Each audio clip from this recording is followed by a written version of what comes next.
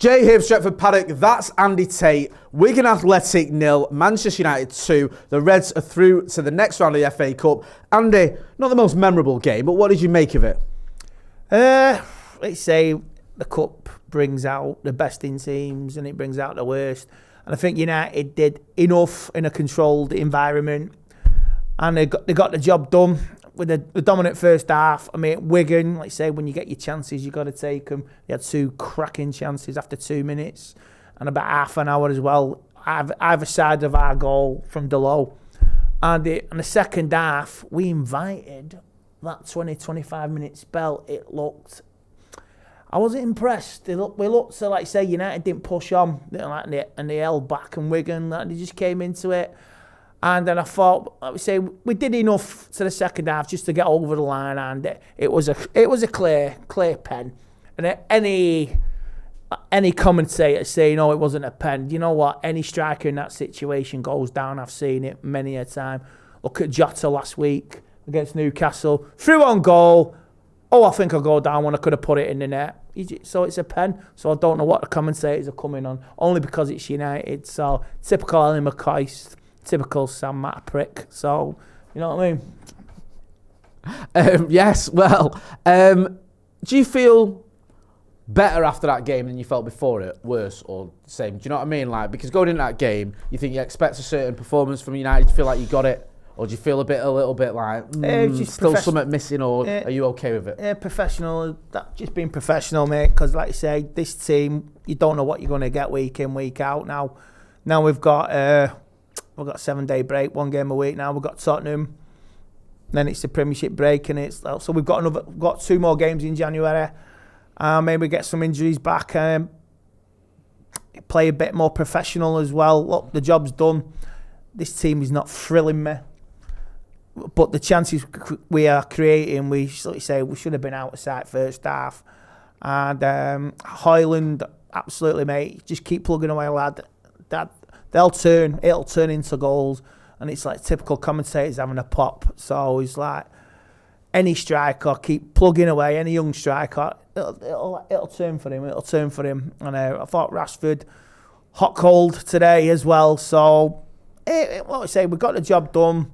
I thought Mainoo was my man of the match, 100%. Pass accuracy, tackling, commitment.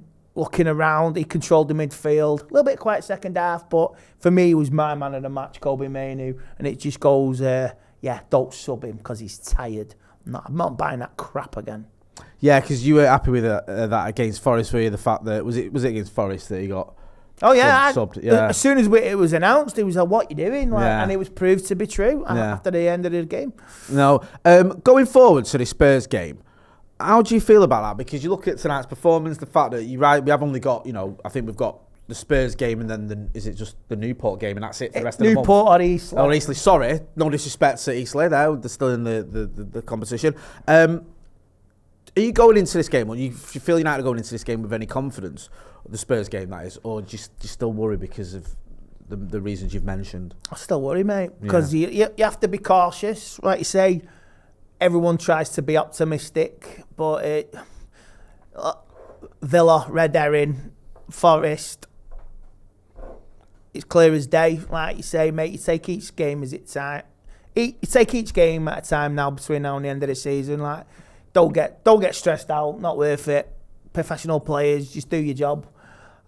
They're not going to thrill us. They're not going to just turn up and consecutively win 18 games on the spin. I seen Ten Hag was still in the Premier League title race. I'm like, why did you say something like that? It's worse than me, that. I know, it's like that. I mean, I actually believed your deluded rant because I was drunk at the same time as you. Well, I wasn't even drunk. I haven't even got an excuse, Andy. I was out of it. It lasted for a nice 3 days till we lost the Forest. Yeah. I even messaged you, innit? You know what I mean? You weren't alone. 3 days of Christmas drinking, that's what it does to you. But I believed it. Then the shit hit the fan after Forest. But that was a good 3 days of booze and Christmas presents and family. But it's just take each game as it comes now. I will not get excited for this team. It may sound negative, but it's just what it is, game by game, mate. You say you know what you can get with this team. It can turn it on, it can turn it off. They can go walkies, they can go missing, they could turn up like absolute titans. And I say we've got a run of games, like say, after the FA Cup game. I'm going to say we've got West Ham, we've got Wolves, Fulham. I think we've got Tottenham. There's a Manchester derby in March as well. So like you say, one game at a time. Don't get giddy and just see game by game. And I'm trying to see the clearer picture for it as well. But like you say, nothing will excite me until we see week in, week out professionalism, players busting a gut.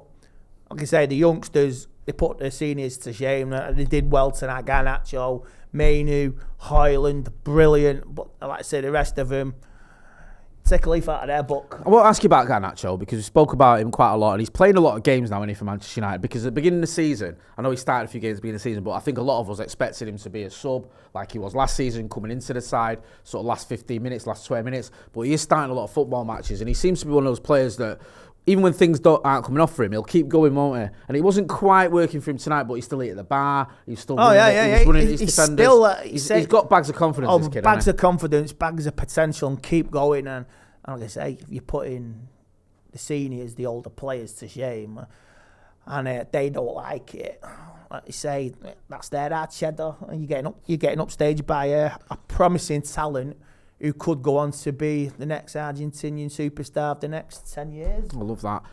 In terms of Erik ten Hag, I was saying earlier about the FA Cup, that might be the key for him, convincing the likes of Sir Jim Ratcliffe and Dave Brailsford, or whoever is in charge, that he's the right man for a job. Do you think this could offer him a bit of a lifeline, or do you think it is just about the league and what you do in the league? No. In terms of, I'm with you, we're not going to win the league, but is it all about getting Champions League football if he wants to keep his job as Manchester United manager? It's certainly a distraction. I mean, look, I seen Arsenal fans yesterday, like, get Arteta out, you know what I mean? It's like, wow.